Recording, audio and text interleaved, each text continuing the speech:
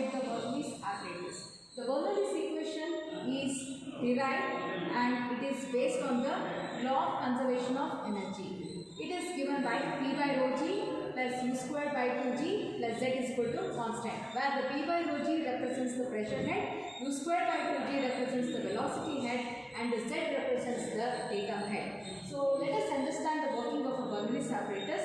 The Bernoulli's apparatus is fitted with the supply tank and the receiving tank.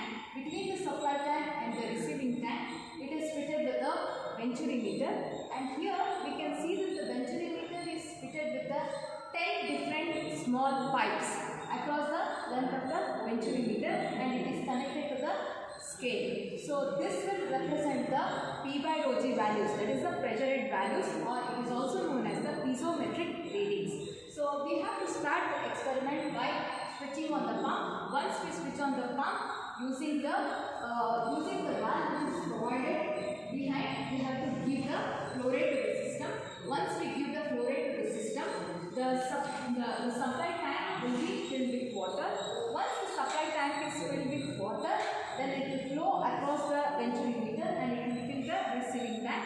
We have to wait until the system reaches a steady state. Once the system reaches a steady state, then we have to note down the piezometric reading on the 10 different scales. So once we note down the piezometric reading on the 10 different scales, we have to note down the flow rate. So that will complete our one complete trial.